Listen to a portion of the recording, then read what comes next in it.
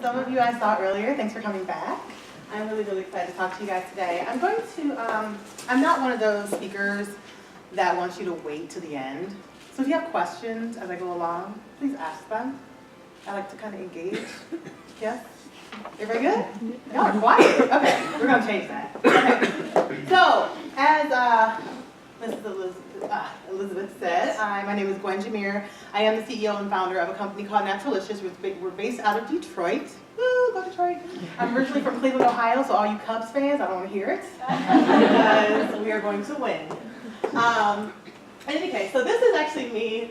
A little bit ago, this is my basement. I had turned my basement into a production facility.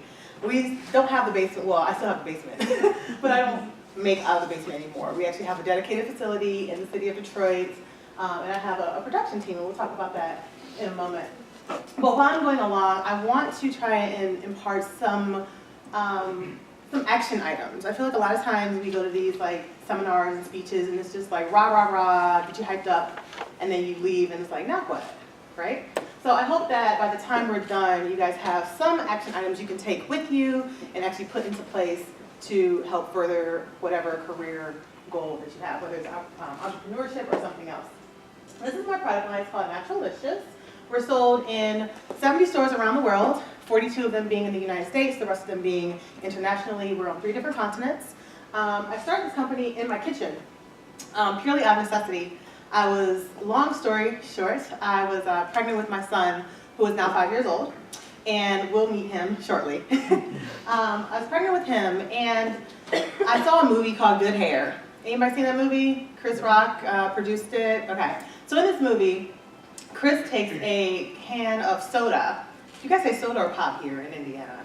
Pop. Pop, okay, my people, okay. Because where I'm from, it's like soda or pop. Okay, so he took a can of pop and submerged it into a bowl of hair relaxer. And so for those of you who don't know, that is a product that folks with curly hair tend to use to straighten their hair permanently. And so he put this can into the relaxer, and the can disintegrates like into pieces, and it freaks me out. I am pregnant, and so I'm more emotional than I normally would be, right? So I'm freaking out, like, oh my God, my kid's gonna die or something, you know, from this hair relaxer. And in that moment, I decided that I was no longer going to straighten my hair with chemicals. Problem was, I didn't know what to do because I had been straightening my hair that way since I was in the 3rd grade. And by this time, I'm like in my mid-20s. So this is a long time. I had no clue what my real hair texture ever looked like. So I'm like, what do I do? So I went to the store and I went on this journey to try and find hair products that were organic and natural but actually worked. And that was the challenge that I had. I couldn't find anything that met both those criteria. It was either organic and natural and it just really sucked, or it was amazing, but it was full of all sorts of weird, scary chemicals. And again, the whole point of this was for me to stay away from these things, right? So me having no chemistry background, I decided to go into my kitchen and say, hey, I'm just gonna make some hair products. And I started pulling things out my pantry that I knew was used in beauty products, but also, you know, food related because I'm in the kitchen. So I'm looking for olive oil, I'm looking for, you know, whatever else, cocoa butter. I don't know why I had cocoa butter in my kitchen, but I did. And so I started pulling all these things together, and I thought I was gonna figure this out in like a day. It took me about 5 or 6 months. And I finally figured out what I should be using for this really soft, amazing, beautiful, naturally curly hair. And all that was well and good up until my son was born. And once my son was born, I realized that I was taking a significant amount of time to do my hair. And I realized that babies really don't care if you require a whole day to deal with your hair. They're like, listen, I'm wet, you know, change me, I'm hungry, feed me, play with me, or whatever. Like, you really work on their time. And I had to figure out a way, okay, I've got this really cool hairline that I've created for myself. How do I combine these steps, combine these several steps into a small amount of steps so that I can get my hair done in like 20, 30 minutes. By this time, it was taking me like a couple of hours to deal with my hair, do everything I needed to do. So I go back into the kitchen, I reformulate everything, and I come out with a system, which we have today, and it's a 3-step system that does the work of 12 or 13 different products. And that's really cool because the majority of my customers are people just like me. They're very busy professional women. Sometimes they're students as well, and they just don't have the time to spend all day long dealing with their hair. They want to be in and out the door in record time. And so by combining all these steps, they can be, not only are they saving money, but they're also saving time. So essentially that's kind of how my product line got started. We'll go into more of the story in just a moment. We're going to talk about this. This is my product line when I started, kind of. It was actually worse than this when I started. So let me take you back to me figuring out this system. So I got the system and I'm so excited about it. And it's like my little secret. So I don't want anybody to know, it's my little thing. And then I started, using it on my hair, and friends and family would start asking me, what are you using? Your hair smells so good. What are you doing? Your hair feels really soft. And so I'm like, I guess I gotta tell them. So I start to tell them, because I'm not selfish. And I start to share my creation with them. And they're finding that they too are having this amazing experience. Like, I really love my hair for the first time. That's kind of what they were feeling. And next thing I know, they're sharing it with their coworkers and friends and all that. And then I start getting people calling me, asking me if they can buy it. And I'm like, oh, I guess I have a business. Like, it really wasn't intended to be a business, it just kind of became a business. And when it became a business, I realized that I had to create packaging. And so this is what it came out to be. I know it looks like I created it in my bedroom, because I did. And this purple box was actually an upgrade. Originally, and I don't even have pictures of the original product. Originally, it started out, that purple box was really, when you go to like a conference and you get like those little lunch boxes and they're like white and like your sandwich and all that stuff comes in it? That's what it came in, okay? So that's how basic my packaging was. And so let me tell you kind of how I got there. So, after I figure out my product line, I fast forward myself about 15 months, and I find myself going through a divorce and getting let go from my job. This is problematic because now I have no money. And I have $32 in the bank, literally $32. And it was really hard because I'm like, okay, I don't have a job, I have no money, I have a 2-year-old by this time, and I need to make money. Now at the level of positioning that I was at my company, it's not just a go for an interview, get a job kind of thing. You go for an interview, you interview 3, 4, 5 times, and maybe you get the job 2 months later. And so I didn't have that kind of time. I had a mortgage due in 15 days, I had a kid that needed to eat, and I was not willing to have to move back home to Cleveland with my parents. Like, to me, that just felt like ultimate failure. And I was not going to do that. So I walked out of my job the day that I got let go with my box of products and like stuff I had in my office. And I texted my friend and I said, I just got let go, smiley face. And she's like, well, why are you smiling? What's wrong with you? And so we go to lunch and she's like, what are you going to do? And I was like, well, I've been praying to God for this very clear, convincing sign as to when I should leave my job and do this hair thing full time. I don't really know what's more clear and convincing than not having any money and not having a job. And so she said, that's really irresponsible, Gwen. You have a kid. It's like you have a kid and you need to make money. I was like, well, what do you propose for me to do? If I go get a job, it's going to take me longer than if I start ramping this up. So we're kind of talking through this. And she's like, well, whatever you need, just let me know. So I decided that I wasn't going to listen to her and I was going to go do my hair product. I go home that day and I thought to myself, what's the fastest way for me to legally and morally, right, make money that I can do with this hair thing that I love to do. And there happened to be a Whole Foods store that was opening in Detroit at that time. And this was a big deal because Whole Foods was known to only be in more affluent areas. So this was opening in the inner city of Detroit. It was like national news and all this. And so I said, okay, I'm going to call Whole Foods. And at this point, again, remember, I don't even have this box. I got this like little lunchbox thing, right? And I said, well, you know what? The worst they can say is no. Like, I really had to convince myself and remember because I was terrified. Because my biggest customer at that point was my mother and my friend. And who was I to think that Whole Foods, this behemoth of a chain, is going to take me, little old me, in Canton, Michigan, in my kitchen, right? And so I decided that I was going to call them anyway. So I told the story earlier today, but I was literally in my kitchen, and I remember it vividly. I was at the island in the kitchen, And you know those football movies where they like beat their chest to kind of get prepared for the big day? That's what I was doing. And so I'm like, okay, Gwen, you got this, just call him. And so I literally picked up the phone, like shaking, and I got the runaround. So I get the runaround for 2 or 3 days, but I'm realizing like if I can get into Whole Foods, even if I just got into one Whole Foods, that would validate my brand to everybody else, and other stores would pick me up. That was my thinking. So I finally get in touch with a gentleman who invites me to have a meeting with him. Gotta remember, I sell hair products for folks who have curly hair, women specifically. This guy was white and bald. So I go to the meeting and he's like 2 hours late. I don't know what made me stay and wait for him, but I stayed. And so I was just like, maybe he'll just come in 15 more minutes. It just kept turning into 15 more minutes. And eventually he showed up and he was very, very apologetic. He was like, oh my gosh, I'm so sorry, Gwen. I didn't realize what time it was. We had some colleagues come into town from out of town and the time just escaped us. I'm so sorry. So I'm like, okay, whatever. So we go into the meeting and I can tell he's not understanding. He's like, why do you spend all this time when you're here anyway? So he's not understanding my challenge here. And so I can tell his eyes are glazing over and I'm just like, oh my gosh, this is not gonna go well. So as the meeting is continuing, and I can tell I'm just kind of pitching to a brick wall at this point, in comes this Latina with very curly hair, and she happened to be one of the folks who was in town from out of town, the reason why he was late. And so she says, hey, can I join this meeting?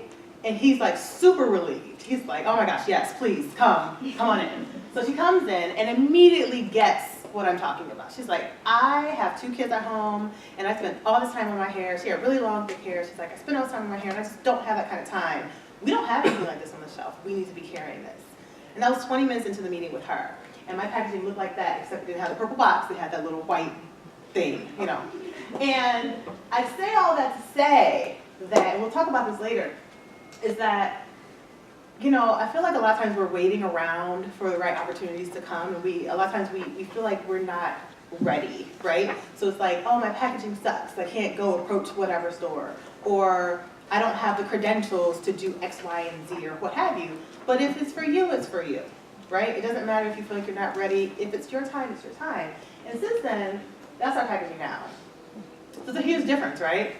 So because I was given the opportunity at this stage to get into a store that would validate my brand to everyone else, I don't know if she thought this when she said it or when she brought us in, but it eventually gave us, you know, the funding and all that stuff to go here.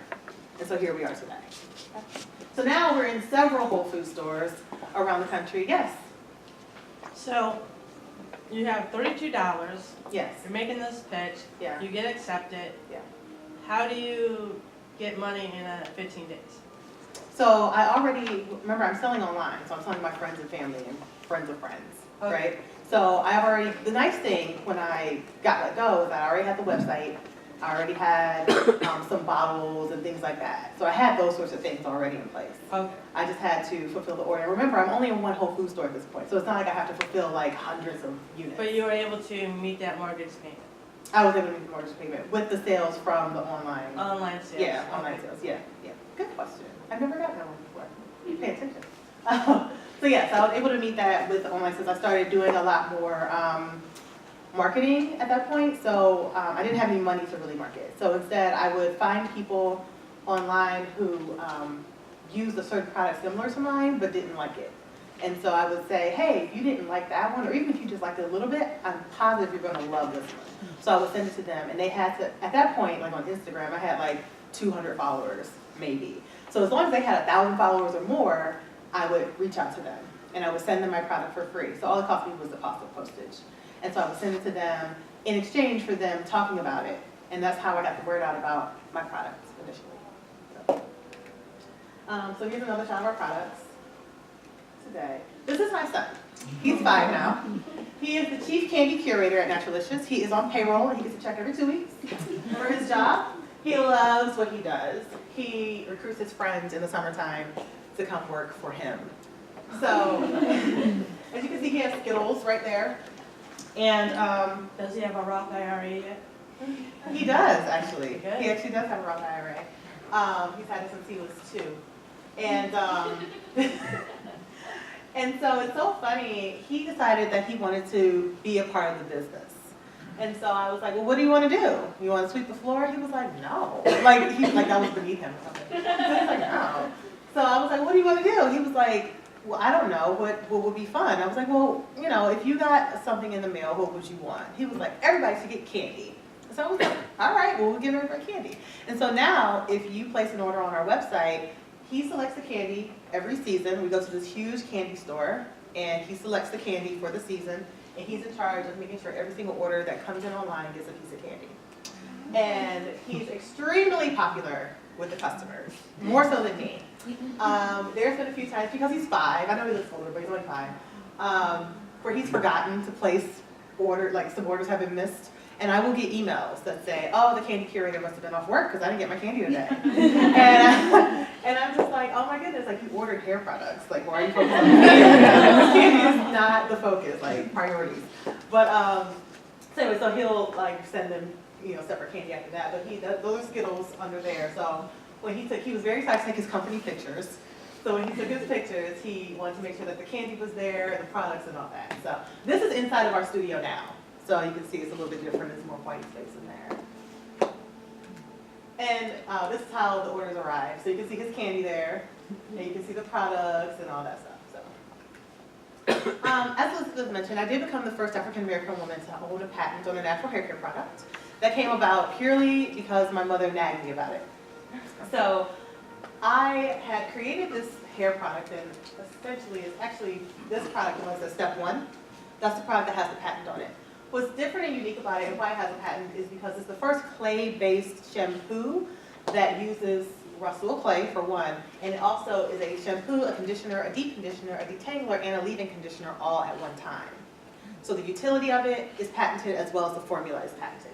And so my mother said to me, very practically, Gwen, you know what, you are going to be watching TV one day, and L'Oreal is going to have a product just like yours because you haven't protected it, and you're going to be mad because they have more money to market it than you do.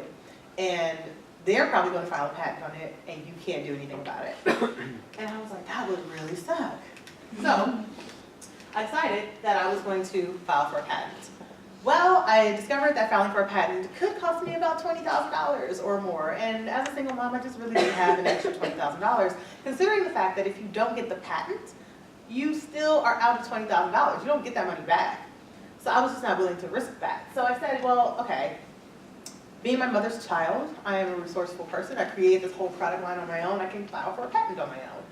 So, I decided to pretend like I was going back to college. So I would go to the library every Tuesday and Thursday from 12 to 2 while my son was at daycare, and I would study patent law. So I literally taught myself patent law. I learned the history of patent law, where it started, where it's been, to what's happened since Bush was in office and President Obama's been in office, and what might come in the future, and all that sort of stuff. And I taught myself all that in about 6 to 8 months. And once I felt comfortable enough to actually file the patent itself, I did that, and it took me about another 15 months to get the patent granted. So all in all, about 2 years to go from start to finish. And so when it happened, it became really big news because, as you can imagine, this is 2016, right? Nobody else has a patent on hair products. Like, really? And so it was news to me and quite surprising. But it ended up getting a ton of press, Entrepreneur Magazine, like you said, CNN, all those, Today Show, all those sorts of places.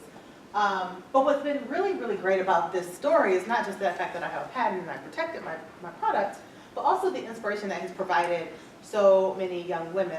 Even to this day, I still get emails from girls who say, oh, I read your story on whatever website or some magazine, and I've had this idea for a long time, but I never pursued it because I was scared that somebody's going to take it. And now I know that I don't need to have a boatload of money available. If I spend the time and do it correctly, I can do this on my own.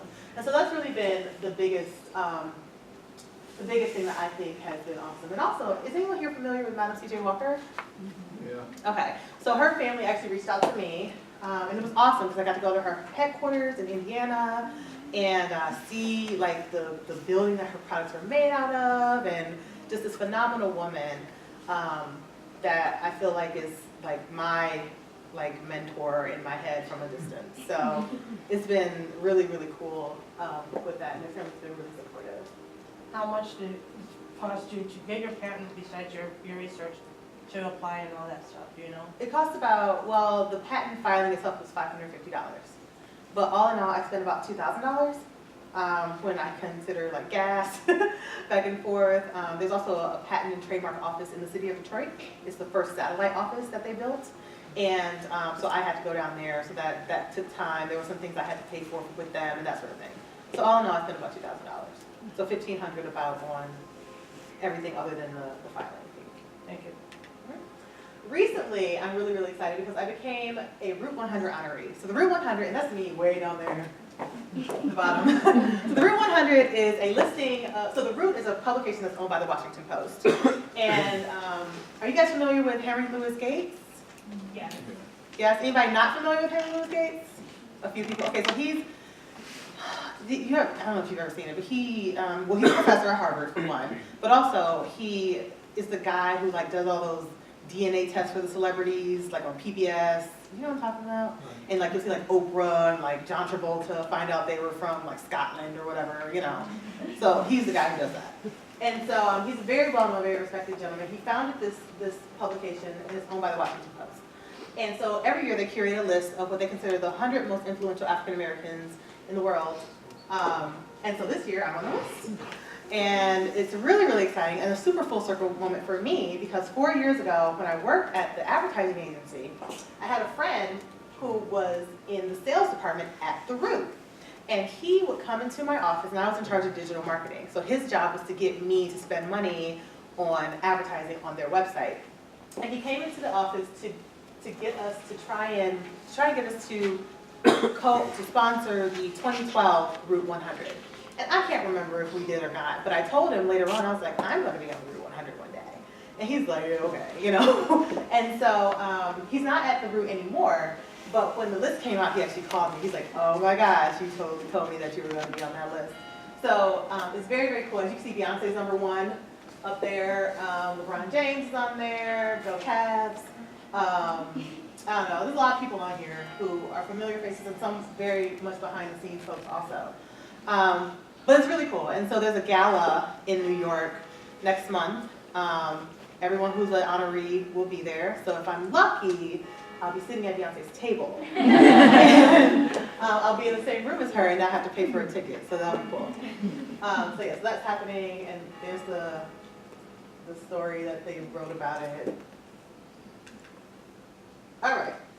So here's some tips that I have for you guys on making your, does everyone here have aspirations of entrepreneurship or like 3, 4, 5? So you're like, I don't know what I want to do. Okay, what do the rest of you guys want to do? Or are you just here because you like me? Yeah. Think I'm cool? Okay.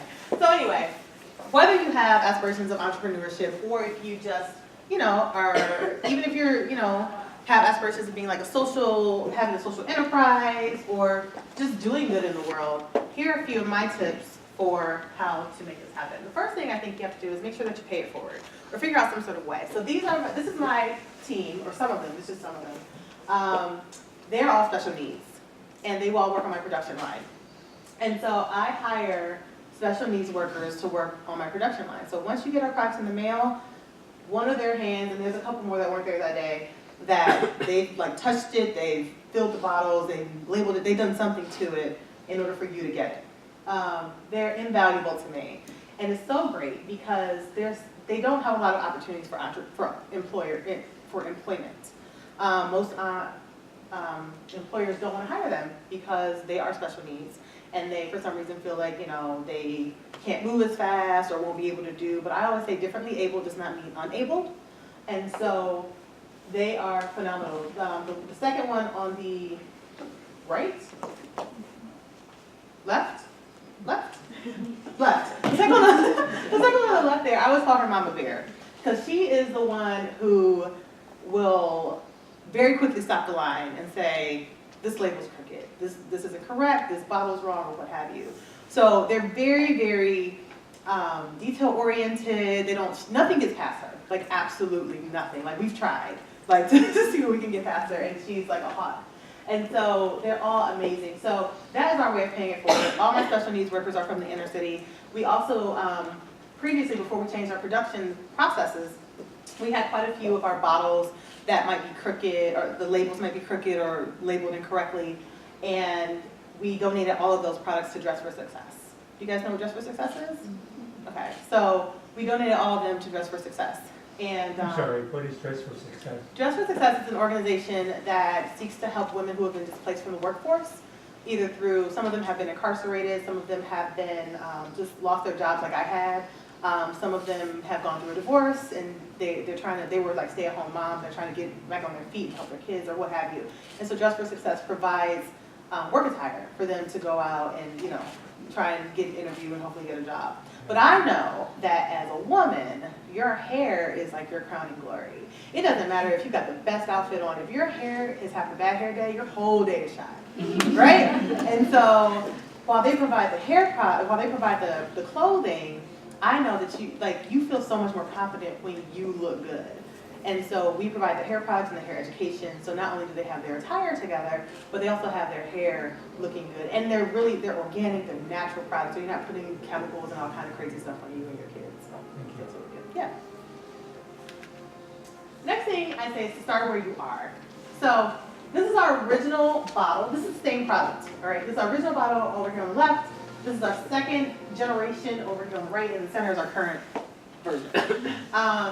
And so I always say start where you are, work with what you've got, because what you have right now is far more than enough. You may feel like it's not enough, or you're not in the right place, or you don't have the right packaging, you don't have the right education, or whatever you feel you don't have enough of. I'm here to tell you that you absolutely do. If it is for you, it is for you, and it doesn't matter where you are. I feel like a lot of times we limit ourselves and we pause on things that we should be moving forward on because we don't feel like we're quite ready.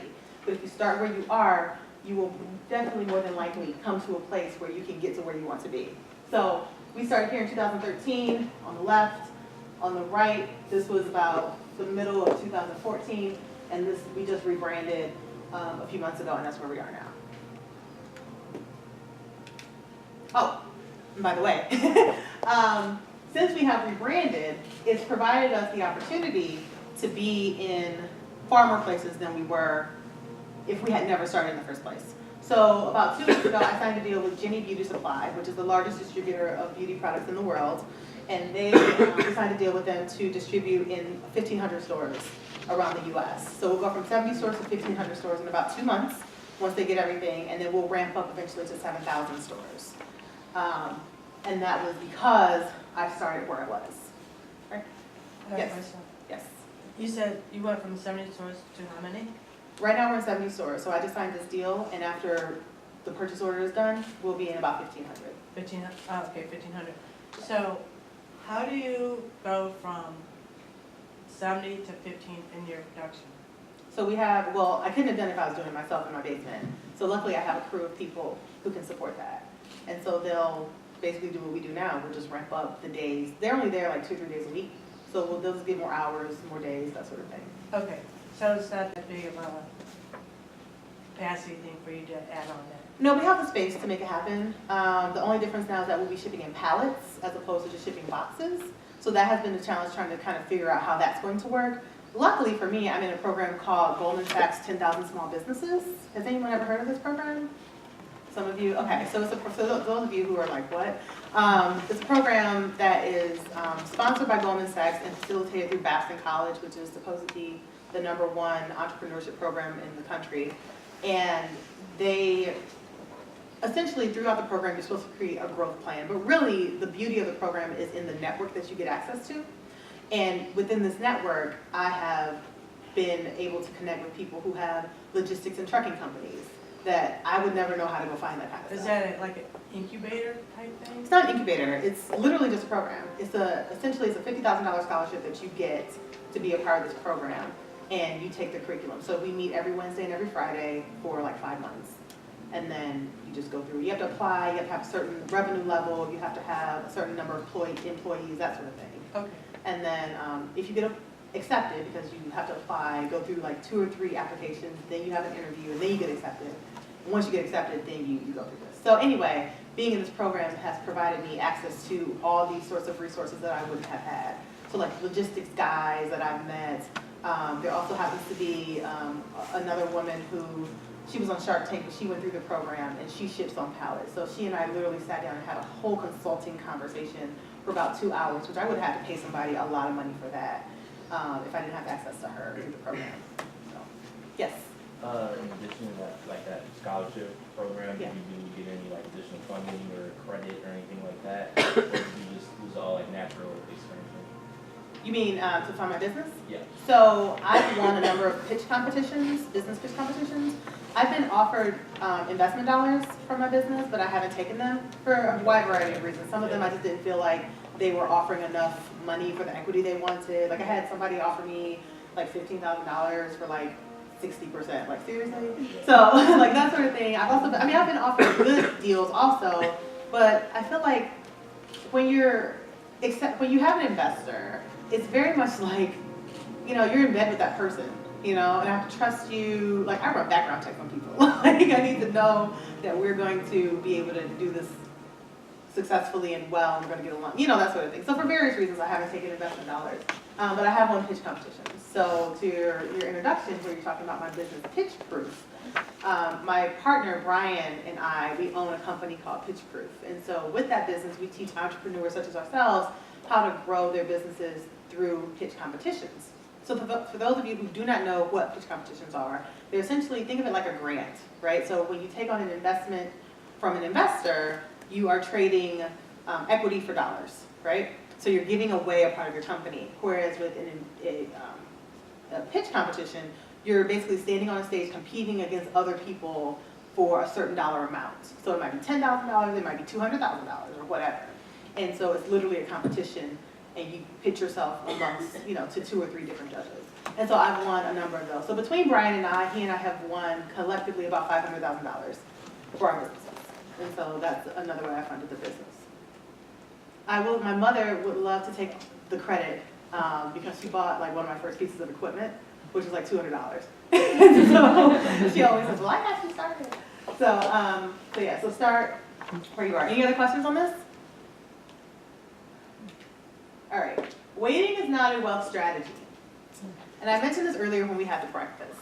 I always say this, and sometimes people are like, what does that mean? So I feel like we're always waiting for the right opportunity to arise, right? So it's like, well, I'll just wait till I graduate from Balboa, or I'll wait until I get a job, or I'll wait until my kids have graduated, or I'll wait until this, wait until that, to do whatever it is that your dream is. And rarely will I say, do the stars align in such a way that it all is going to come together the way that you want it to. And so if you're waiting around for the right opportunity, there's never a right opportunity. So all you're doing is delaying your prosperity, delaying what you really, really want to do with your life. So I always say, what would have happened if I said, when I got laid off and I was going through my divorce, what would have happened if I said, well, you know, I'm just going to wait until I get another job, or until I get some more money, and then I'll go ahead and I'll start this business. We would not be having this conversation today, because I would be at that other job, probably losing my mind because I wouldn't like it as much, and you know, I wouldn't be doing what I feel like is my purpose and my calling and my gift. And I always give 2 really good examples of why I say waiting is not a wealth strategy. So the one is the deal with Jenny, the beauty supply company. So I got an email from them, and they said that they wanted to have a meeting with me. And I was really like leery of this because I thought it was spam at first. It's like, why are you contacting me? Like, I know, like, they're huge. Like, why are you calling me? And so I kind of waited around to kind of like think about what I wanted to do. And so I have a friend who owns a competing company, and she texted me and she said, hey, I just recommended you to Jenny Beauty Supply. I just had a meeting with them and I closed the deal. I told them that I was going to recommend you, and they told me they had already reached out to you, but they hadn't heard back. You need to reach out to them because they're only taking a certain number of new brands in on this new wave of brands they're bringing in. And so they're only bringing in 10. When they contacted me, I was number 3 that they had contacted. By the time I had the meeting, I was actually number 10, right? So had I waited any longer, I would not be telling you that we're going to be in 1,500 stores in 2 months, right? And that's from waiting around, right? Luckily, I got that deal and we're moving on. But there was a time when I have a friend who used to be the anchor for a nationally syndicated talk show. And he lives in New York. He went to college with me, and he lives in New York now. And he kept asking me, when are you going to come and be on my show? I really want you to have you on my show in New York. And I was like, well, I'm just, I'm trying to wait until I can get, I can kill multiple birds with one stone. Like, I don't want to come to New York just for that. I want to come to New York for that and for other things, at once. And so by the time I finally got around to going to New York for something, it was like a year later, and I told him, like, hey, I'm going to be in New York. When can I come on your show? And he's like, oh, I just found out the other day that the show got canceled. And so that was a complete missed opportunity because I waited around. Had I gone on that show, like he kept asking me, I would have been in front of hundreds of thousands of people who would have seen me and my products. But because I didn't do it, because I waited around and missed that opportunity, waiting is not a wealth strategy. Does that make sense? Any questions on this? Yes. But finishing college is a wealth strategy, right? Finishing college is a wealth strategy. It definitely. Yes. Yeah, I mean, yes. it is. Yeah, I'm not Right, encouraging right. you to go quit college. No, Yeah. I'm not encouraging that. Yeah, thank you. But I mean, I feel like there's so many people who are in college and start businesses, and you can do both. Yeah. But honestly, I mean, in college I had a business.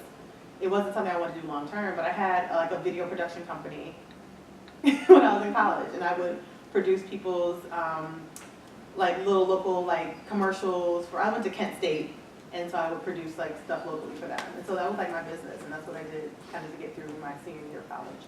Yes. So how much time was it from like the moment you had this idea, like after you watched the movie, to like when you sold your first, My first bottle. yeah, your set of products? So I would say when I had the idea, my son was in my belly. I'm trying to think. And by the time I actually sold the first thing, it was probably about a year. But that was, again, that was not me marketing. That was just friends and family and that sort of thing. I didn't get serious about it until the day. I got a little serious about it before I got laid off from my job because I realized that I really loved doing this. So I would say I got serious about it about a year after that. So 2 years from the beginning, I got serious about it and realized this could actually be a business because people are buying this. And then again, once I got laid off and I had to kind of go this entrepreneurship route before I thought I was ready to, that was really when it kind of kicked in. Anybody else? Next thing is to ignore imposter syndrome. Does anybody ever feel like this? Lindsay feels like that. All the folks in the back. Oh, you guys are good, right? You don't feel like imposters. Like, oh, that's awesome. I know y'all are lying, but okay. So I feel like a lot of times we feel like, I don't know what's happening here. What if these people find me out? I'm not really qualified to be here. I remember when I got recruited from grad school to work at Ford Motor Company, prior to that, I actually worked at a book publisher, and I was an editor. And I was making $12 an hour. And then suddenly I get recruited by Ford, and I got this like 6-figure salary, right?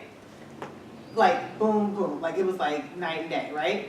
And I just felt like I'm not supposed to be here. I have no experience other than editing books. What do I know about promoting global marketing?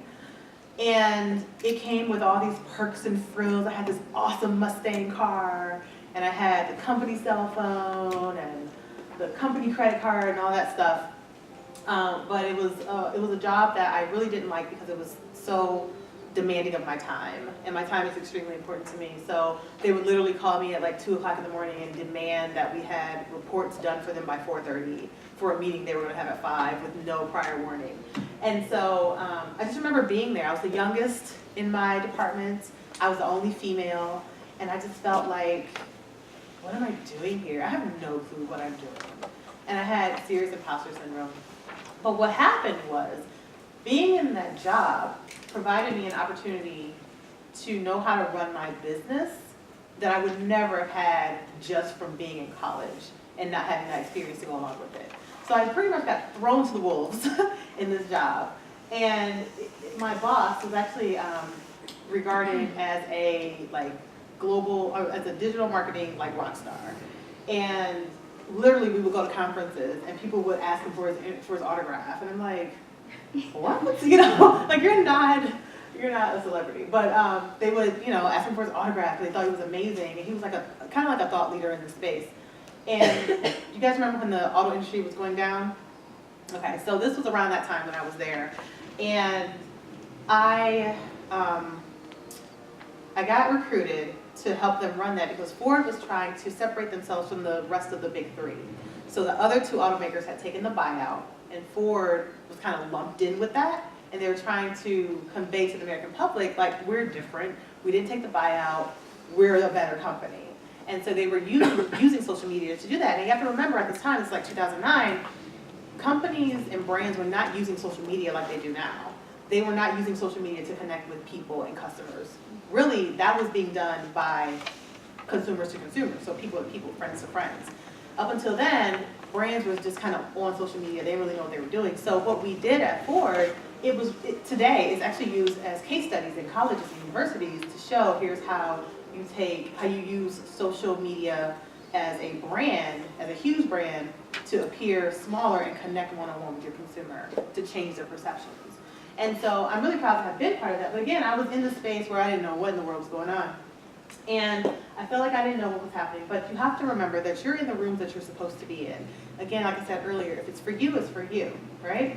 So if I was supposed to be there, and the reason I feel like I was supposed to be there was because once I got let go from my job after that, I knew how to utilize social media phenomenally well to promote my business with no budget. I got $32. I don't have money to advertise, right? So if it wasn't for this job and having that experience, I would never have been in a position to promote my business in such a way that could actually generate money and keep us from being homeless.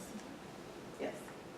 No, go ahead. Yes. Hi, thank you, Gwen. So, you just jumped into your experience with digital marketing, and you went from just starting off your family and friends to now being in international markets. Yeah. So how has your marketing or just your approach evolved from the beginning to where you're at now? Yeah. Well, it's basically all of our marketing, for the most part, has been social media driven. And the reason it has been that way is because I found that my customers do extremely well with me when they connect with me personally or my company, like a person at my company one-on-one. What I do is I try to take an assessment of what everyone else is doing. So my industry is very saturated. There's a ton of competitors. And if you pay attention in my industry, you'll notice they all do the same thing. There's no innovation, there's no difference. They all basically find a product, they send it to a blogger, the blogger reviews it, and then it becomes the popular product and everybody buys it. That's kind of how it goes. But the problem with that is that once there's another company who has more money to pay the blogger, then you got that blogger loving this new product. And now we're at a point where every blogger loves every product because they're getting paid, right? And so consumers are very, very savvy, I believe, these days. So it's changed, the landscape has changed from, okay, if this blogger recommends it, I'm gonna go buy it, to, okay, this blogger recommended this product and did this style with her hair, I'm just gonna use what I already have and figure out how to do it with what I have. So they're not actually even buying necessarily the products that are being recommended anymore. So what I've done is I decided, okay, my consumers like to talk to me, they like to know me personally. So I'm pretty heavy on Periscope. You know Periscope? Yeah. Okay, so I get on Periscope almost every day, and I talk to people one-on-one about whatever. I have 2 shows, quote unquote, on Periscope. One is called the Get Money Show, so that's all about business and entrepreneurship. And the other one is called Hairoscopes, so it's about your hair, about beauty and that sort of thing. And twice a day I get on there as long as I can, and we talk. And I found that the majority of my extremely loyal customers come from that platform. Because they're buying into Gwen. They're not necessarily buying into Naturalicious. They're buying Naturalicious as a byproduct of liking Gwen. Does that make sense? Yeah. And so just as social human beings, we've gotten to a point where we're comfortable being on email. We email everything, or we social media eyes everything, and we don't have that one-on-one connection, but we're humans and we crave that. And so we've gotten as a society away from that. And so companies that are starting to say, okay, I'm going to find a way to connect with you personally so you feel special. Like, how do I want you to feel, right? If I take that into account, then you'll find that your customer loyalty rate is through the roof because nobody else is doing that. Everybody else is just like, what can you do for me, which is buy my product. Whereas with us, it's like, what can I do for you? Does that make sense? Yeah. So, anybody else? sounds like you're super busy. How do you keep everything organized? Prayer. And I have a really great support system in my family, but I also have help. So I have my production line folks. I don't do the social media outside of Periscope anymore. I have a dedicated person who does that. So like Facebook, Instagram, that sort of stuff. I had an assistant, but she started like falling off. Like, I don't know what's going on, I gotta get a new assistant now. But having an assistant was great. So I try to surround myself with people, like a phenomenal support system. And we'll get to it in a second, but you can't grow a business by working on the business, or working in the business. You know, you gotta work on the business. And so my mentor, a while ago, he told me, you have to fire yourself from every job other than CEO. If it's not, he would say, if it doesn't make money, it doesn't make sense for you to be doing it. And you are a sales organization. So everything that you do has to support sales. Social media is important, but it's not driving sales necessarily in the moment. Let's see, packaging the products and doing the production line is important, it has to be done, but it's not making the sales in the moment. So my job is really to find people who can provide that support system while I go out and bring the money into the house, into the business. So really it's just finding people to support you. I mean, things are still hard. I mean, I'm in that program, that Goldman Sachs program, and it's every Wednesday from 6 to 9, and then every Friday from 8 in the morning to 6 p.m. at night until December. And I have a kid, he's in kindergarten.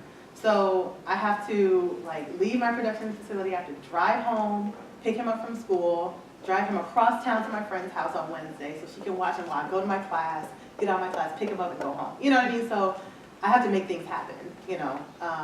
So some things are challenging, but you know, as much as I can, I have folks around me who can support me. Yes? Do you still feel like this to this day? I don't. I feel like I've put in a lot of sweat and tears, like literal crocodile tears, in the beginning of my business, you know, and I've made things happen. I mean, one of the really cool things that I was able to do was I was able to put myself into a position where I met a lot of really great people at like networking conferences. And so when President Obama was being inaugurated the second time, I was able to get an invitation from the White House to put my products in all of his inaugural ball gift bags. And so that was huge because I was able to put them in the bags, and whether you like Obama or not, it's a great opportunity, right? And so all these people who are there, his guests, like Serena Williams and all these folks, are getting my products in their bags. So networking has been huge for me. And I don't feel like an imposter anymore. I feel like I've paid my dues. Pretty good. Yes? You mentioned innovation once. Mhm. I have a hunch innovation is very important to you. Yeah. Talk about innovation and why innovation is important to entrepreneurship. Well, I feel like, especially in a saturated industry, I have no desire to be one of many. There's a lot of shampoos, there's a lot of moisturizers, there's a lot of hairsprays. But I always say that nobody really cares if you're different. People want to know how you're going to disrupt their life in a positive way. So I hear all these people say, oh, I have this clothing line, and we're different because we have, I don't know, a red, you know, polo logo instead of the green one or whatever. You know, they're different some sort of way, but nobody really cares about that. People only care how you're going to make their lives better. And so for me, part of the reason why we don't have just, you know, a regular shampoo and conditioner, all that stuff, is because of the innovation of trying to enhance your life, right? So for example, this product here is a shampoo, it's a conditioner, it's a deep conditioner, a detangler, and it's a leave-in conditioner, all in one. My customer does not want to spend all that time and money doing all those different things. They want to get in the shower, out the shower, and be done, right? The second product is a 3-step process. So it is a heat protectant, it is a moisturizer, and it's a styling cream. So 3 in 1. Again, do one thing and you've done 3 things at one time. And the last product is a 4-step process. So that, you know, that innovation in itself is huge because people literally, it sounds crazy, but if you go to my website and you look at the reviews, people always say, this has changed my life. Because they are used to spending a bunch of money, usually their moms, and they're using these products on their kids too. The products are full of chemicals. So they've never found a product that's actually truly organic and natural and works, but also doesn't require like half of their day, right? So just imagine if you're a mom and you got to deal with your own hair, and then you got 2 little girls at home, you got to deal with their hair. You're spending your whole Saturday dealing with hair. They don't have to do that anymore. They're in and out the door in an hour for everybody. All 3 people are doing an hour. So that's extremely important. I don't have any desire to create another one of many. And so I feel like I always use Uber as an example. Like we always, talk about innovation, but I think it's more or less disruption. Because if you think about Uber, and I talked about this earlier, Uber did not set out to create a better taxi service, which is essentially kind of what they did, right? So before Uber, you had, if you wanted to hail a taxi, let's say you're in New York, you got to stand outside in the rain or the snow or the heat and raise your hand and hope that taxi comes by and picks you up. You don't know who it is, you don't know their driving record, you don't know if they, are a good or bad driver, if they have felonies, whatever, you don't know. And so you're just hoping on a wing and a prayer that this is a decent driving person. Uber changed all that because they said, okay, well, what's in it for the customer, right? What are the pain points? The pain points are standing outside in the elements, nobody wants to do that. 2 is you may not even get a cab if you hold your hand out, they may just drive by you. And 3, you don't know who's picking you up. Uber changed every single pain point. So now you go on your app and you call somebody to come pick you up, right? So you can look on your phone, you can see where they are, you know how long it's gonna take for them to get to you. You can sit on your couch and watch TV until they get there. You're not standing outside hoping that somebody's gonna come pick you up. The second thing is that you know who's coming to get you. You can see their face, you can see their reviews, you can see if they have a good driving record from past reviews, all of that. If you don't like that person, you can choose a different person. You can't do that with the taxi. So again, Uber basically changed the ride, folks picking up other people and taking them somewhere, but it wasn't just about being different or being a better taxi service or having a better mousetrap. It was about disrupting their life in a positive way. And so I feel like if you really want to win in whatever industry that you're trying to go into, you have to find a way to do that. You just cannot create another one of many. So I hope that answers your question. Excellent. Thank you. Thank you. Yes. How many jobs did you hold over the course of your career? Prior to Just this? in my life? Yeah. Oh, okay. Let's see. So my first job was I convinced a math center, Kumon Math Center, to let me be a math tutor. I was 13. After that, I worked at McDonald's, and I worked at Burger King, which was the best time of my life, actually. It was really fun. And then after that, I went to college, and I had a number of jobs on campus. So probably all in all, like just jobs, I probably had 5 or 6 in my life. But career sort of jobs, I had 2, which was, 3. So that was the editing of the books, working at Ford, and then moving over to the advertising agency. But only 2 of those jobs, I would say, really prepared me for what I do now, and those were the last 2. Yes? Oh, just out of curiosity, do you Yeah. still use your products? Absolutely. Absolutely. Of course. I use my products every single day. Yep, I use them on me, I use them on my son, and my whole family uses them, so yeah. I do. That's the common, I'm gonna ask you a question. Why did you ask me that? I figured a lot of people would ask you that. They do, all the time, and to me it's like, of course, but I just wonder, because I asked that question earlier today too. But yes, I do use my products. But you know what, every now and then I will use a different line, because when I worked at Ford, Alan Mullally was the CEO at the time, and he was known to test drive a different car every single week to see what the competitors were doing. And so if there's a new hot product out, I'll buy it and try it and see what the hype is. And a lot of times it's just hype. A lot of times somebody got like a B-list reality star to try it and posted about it on Instagram, and everybody's going wild over it. Other times it's something that's supposedly new. Like there was this product that came out of maybe 2 years ago, and it was supposed to straighten your hair with amino acids and no chemicals. And I'm like, from a marketing perspective, like I notice all these things because at the heart of things, I am a marketer, that's what I do, right? And I would know people just going nuts over this hair product. And I'm like, people are losing their minds and not realizing, they keep saying there's no chemicals. There's no way for you to possibly straighten your hair permanently without a chemical. There's no way. Scientifically, there's no way. And so all these people were like going nuts over this stuff, and then they had all this hair damage and stuff, and I'm just sitting back like, I told you. But, so yeah, sometimes like I'll try other products just to see if there's anything to what folks are talking about. But for the most part, I use my own stuff. Yes. Initially, were you afraid of doing this on your own? When I go to a job, I have the security of somebody else out there building the business, and all I have to do is show up and get a paycheck. Right. Is it at all intimidating? Was it at all intimidating to you to think, I have to generate that for everybody? On my own, yeah. It really wasn't scary until I had employees. I feel like some of the best entrepreneurs are folks who have a like unreasonably unhealthy risk tolerance. And so I'm one of those people. Like I'm like, mortgage needs to be paid, we gotta buy products. Products are getting purchased, and I figure out, because I know if we don't sell products, I'm not gonna have the money to pay the mortgage anyway. So I might as well sell these products and pay the mortgage, that kind of thing. So there's been times where, in the beginning, it's where I would forego, and I wouldn't suggest this if you can avoid it, but where I would forego necessary bills, because I knew that I had to get my business, done. And so again, I don't suggest it if you don't have to do it. But I mean, with $32 in the bank, you kind of have to pick your poison. And so that's what I did.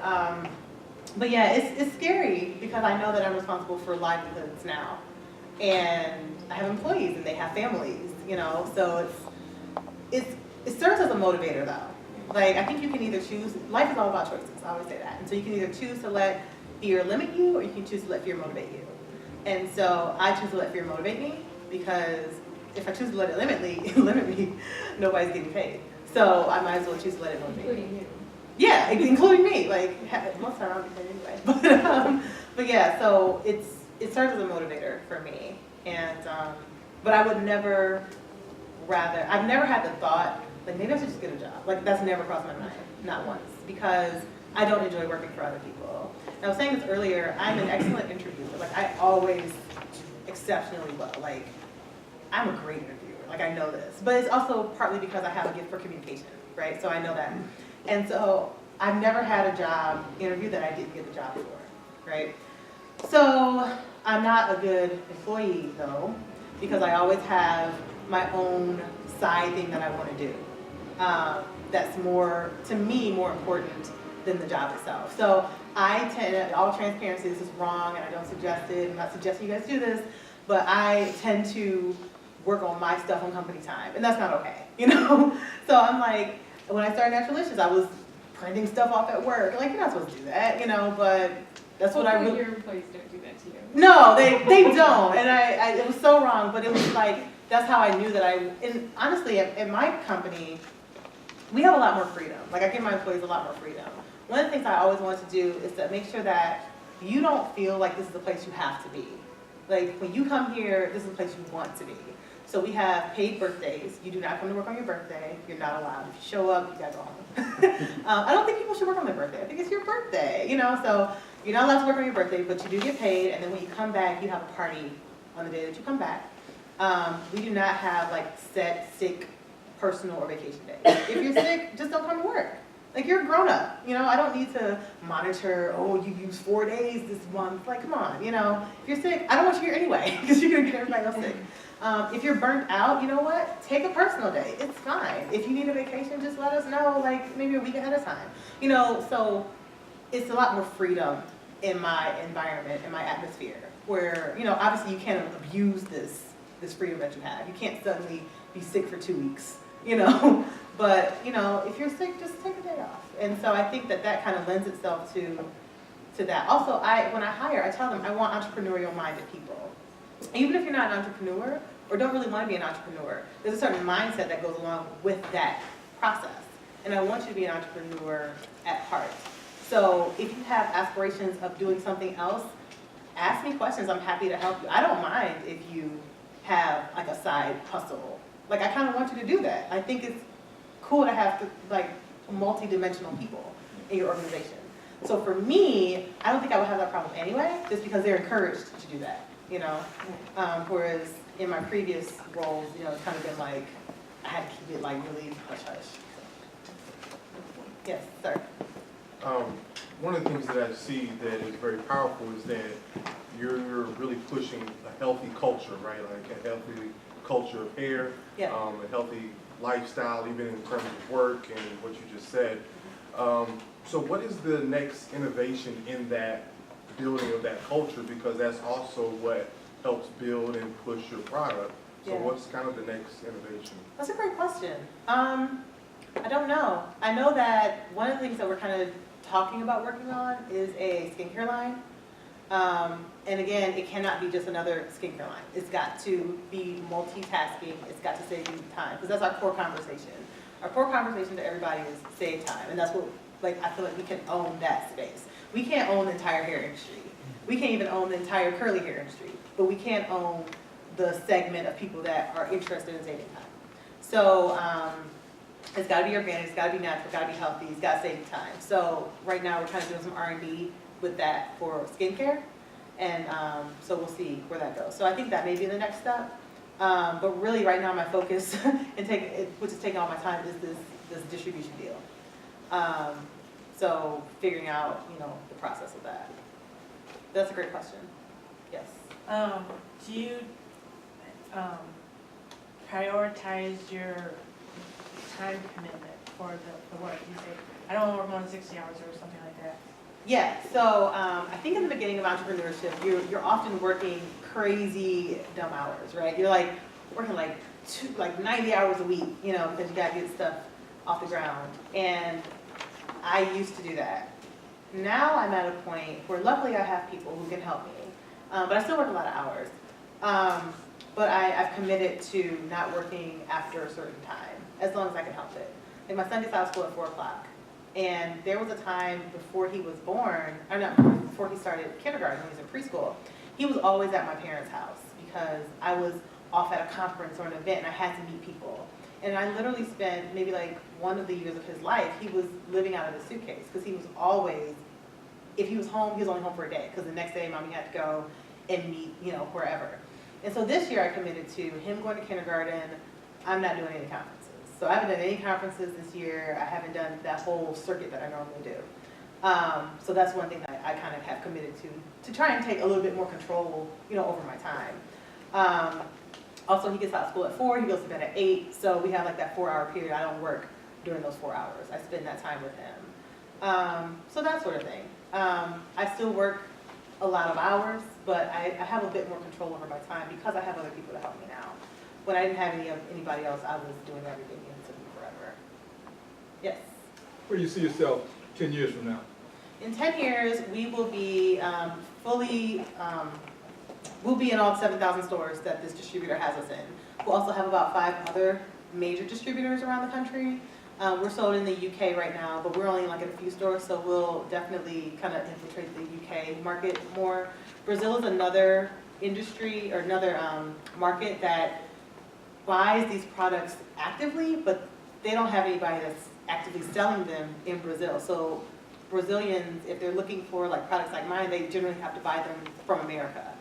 And so, yes. Yeah, so what's your end goal? I mean, when you look way, way, way down. Yeah, I eventually want to sell my company. I would like to sell it. I would like to sell it, maybe. It depends. It depends on who is buying it, what they're buying it for, and then how I can utilize whatever I sell it for to fund the next step in my life, which I have no idea what that might be. But I would eventually like to exit and I think sell it. Would you like to be employee owned? I haven't really thought about that. Maybe. I don't know. It's a good question. Something to think about. Yes? Have you modified your product at all since you first made it? Yeah, that's a great question. We just modified it recently. So, not the product itself. Well, some of the products themselves have been improved, but for the most part, we have the same product line. Here there's 4 products, right? And here there's only 3. So, this packaging has changed completely based on customer feedback. So, one of the things that people, let me kind of go to this image. Wait a minute. Okay, so we got rid of this and we moved to this, right? And one of the things that they didn't like was that the bottle wasn't clear. So they didn't know how much product they had left, which to me, it was like, can't you just feel it? But, apparently, people want to see how much, product they had left. Also, they didn't like that if you notice, it's kind of hard to see, but this middle bottle has a treatment pump. There is a pump on it, whereas this one has like just a normal disc cap. And so people would, for some reason, always knock the bottle over and all the product would spill out. And I didn't even know this was happening, right? So they would knock the bottle over because they're doing their hair and all the products spill out, and then they're mad at me because they knocked their product over, right? And so, moving to the treatment pump, if they knock it over, nothing spills out, right? Also, we had a challenge with the wording. So it says, at the bottom here, it says for kinky, coily hair, right?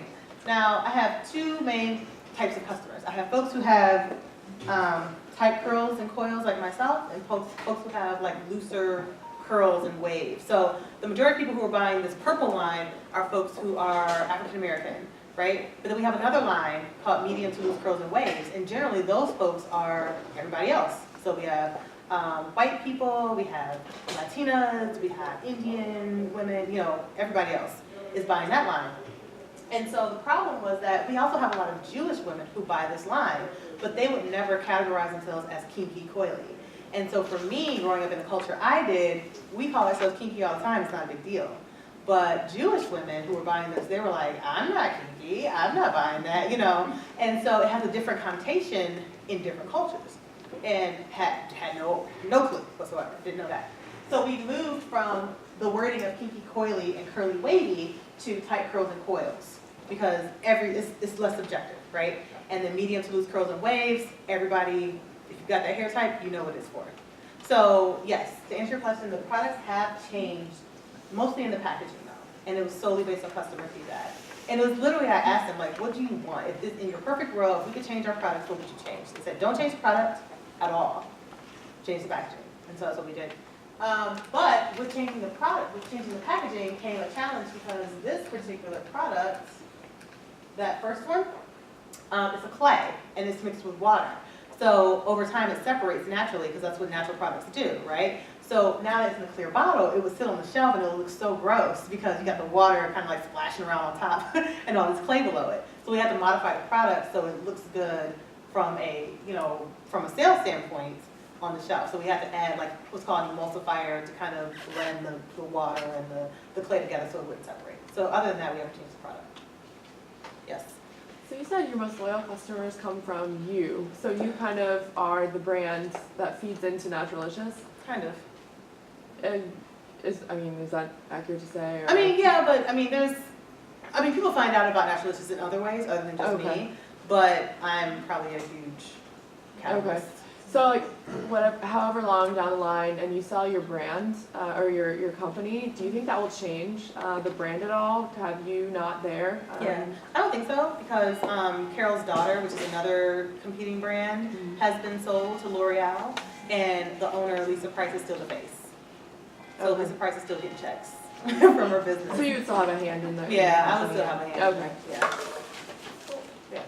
Well, I know everybody wants to be here, but I know folks may have to be somewhere else very soon. So I think with a broken heart, we're going to have to end the formal presentation, but I know that you can stay around. I can stay, and I can have like 4 more slides, so if you guys want to give us a just, do you want to run through the yeah, can everybody stay, or you guys gotta go? If anybody needs to go, we understand that it is 6:45, and so. Okay, so the next thing is to allow the business to tell you when to grow. So a lot of times, and I mentioned this earlier today, a lot of times you see companies kind of on shows on TV, right? And it's really sexy and exciting to say, oh, this company started, you know, and in 5 years they're doing, you know, $6 billion or whatever, you know. And it's not the norm. That's not the norm at all, but because it's so often showed on television, it kind of feels like it's the norm, and if you're not moving at that rate, there's something wrong with you and your company. And that's not the case. So what I always say is to allow your business to tell you when to grow. When you can physically no longer do a certain task, that's when you need to hire or outsource to do that job. That will prevent you from going into debt, which is a cycle of the devil. It will prevent you from having to give up equity too soon, because again, we see shows like Shark Tank and they're on there giving up equity, which is fine, but if you give up equity too soon, you're going to give away a lot more than you should. So if you're giving up, you know, 20% of a company at $100,000 is a big difference than 20% of a company at $1 million, right? So if you're giving up equity too soon, you can find yourself in a big hole. So allow your business to tell you when to grow. The next thing is that you have to work on the business and not in the business. And this is really tough in the beginning. You kind of have to wear all the hats. But as you grow, you have to, again, fire yourself from every job other than running the business and bringing in the bacon. So you have to find ways for you to not work on the day-to-day, daily operations of the business, but work on growing the business and bringing more dollars into the funnel. And these are the 3 books that I recommend that everyone reads. These are my 3 favorite business books. And I'm going to add another one onto it, which I just finished reading like this morning. The first one, Start With Why. Start With Why is by a gentleman named Simon Sinek. Has anyone read this book? No? Yes? No? Okay. Again, I always say that everyone subscribes to the same radio station, which is WIIFM, and that stands for What Is In It For Me, right? So if you are telling your customer or your client or your investor or whomever that I started this company and for whatever reason that you mentioned it has only to do with you, it's going to fall on deaf ears. You have to tell them why they should be buying it, how this is going to make their life better. So Start With Why really helps you to refine and figure out really what's your why. Why are you doing this business? Do you want to help people? Are you in it for the money? Whatever your reason is, what's your why? And it helps you break it down because normally when we talk about our businesses, if someone says, tell me about your business, I would normally say, oh, my name is Gwen and I started a hair care company called Naturalicious and we make hair care products that are organic and natural, right? But that tells you nothing about the emotional attachment of why you should have that in order to buy from me, right? We're sensory people, we're humans, and we buy on emotion, right? We buy things that make us feel a certain way. And the example I gave earlier was Victoria's Secret. So you guys are probably not going there, but for the ladies, when you walk into Victoria's Secret, they have a certain look and a certain feel that they give you. That same brand, the same company that makes Victoria's Secret also makes a line of underwear for Walmart, right? It's called Secret Treasures.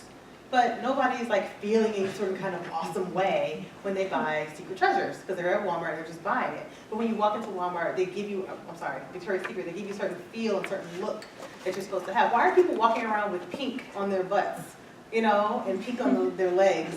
It says pink, really? What's so exciting about that? But because Victoria's Secret makes them feel a certain way and provides them a certain sense of whatever it is they're looking for, right? Whether it's to feel sexy, whether it's just to feel like they're a part of something. Victoria's Secret tends to be more expensive, so maybe they feel like they're kind of part of that elite club, whatever it is, that's why they're wearing it, not because it just says pink. Yes? Customer service. What about customer service? Customer service, so in terms of what makes them walk in and feel connected compared to the same products being sold at Walmart. At Victoria's Secret, you're walking in, you're being greeted by someone. Yes. At Walmart, you're physically having to go find those items. That's another thing. All that's branding, right? So the way that you're treated when you walk into a Victoria's Secret or anywhere. There is a chain of health food stores in my area. It's called Fresh Time. Do you guys have Fresh Time here? Okay. So I adore Fresh Time. And I just found out they're opening one in my city. But right now I drive 15 minutes to go to Fresh Time. I drive past Whole Foods even though we're sold. I drive past there because at Fresh Time I feel like it's like Cheers. When I walk in there, they know me, they're happy to see me. They probably are not, they're just, put on a show, but nevertheless, they make me feel really, really good, And so I shop at Fresh Time religiously. I'm super loyal to Fresh Time for that reason, because they make me feel special, right?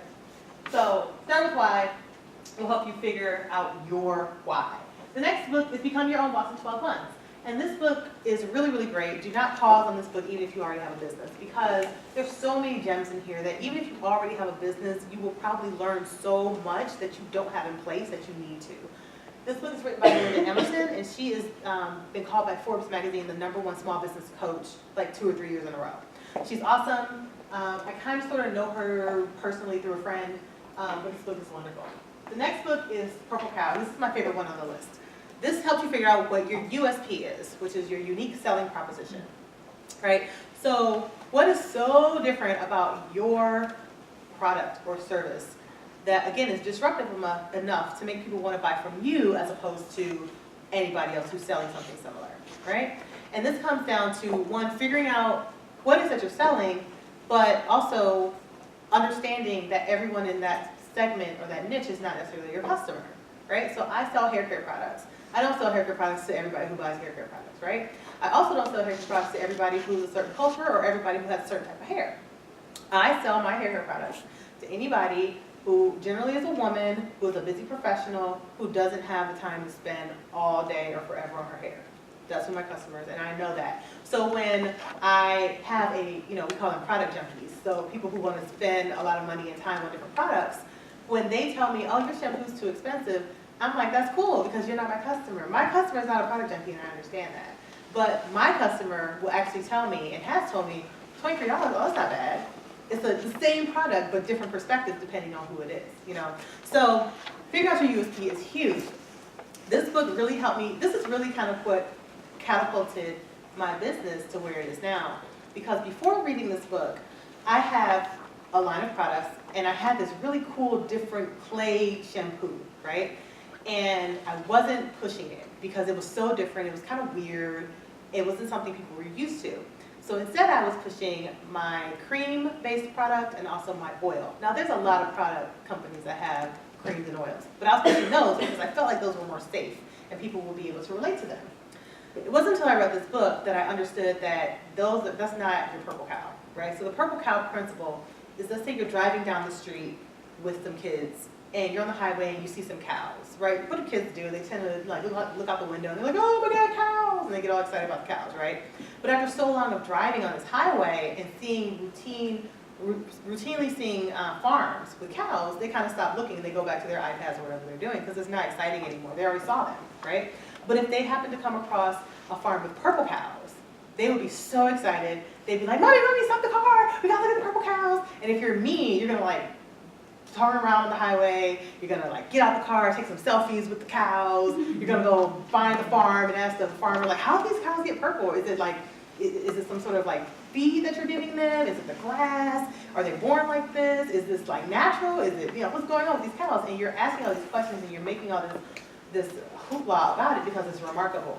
It's not something you've ever seen before, ever experienced. And literally, remarkable means to remark upon. So if you want people to remark upon whatever you provide, you've got to hit them with your purple cow. So what is the purple cow in your business? So that's the premise of the book. And it really helped me to understand, like, my purple cow is that clay, that weird stuff that I make that works really well. That's my purple cow. And when I started doing that, that's really when sales took off. The next book that's not on here is called Power of Broke by Damon John. And I just finished that book this morning.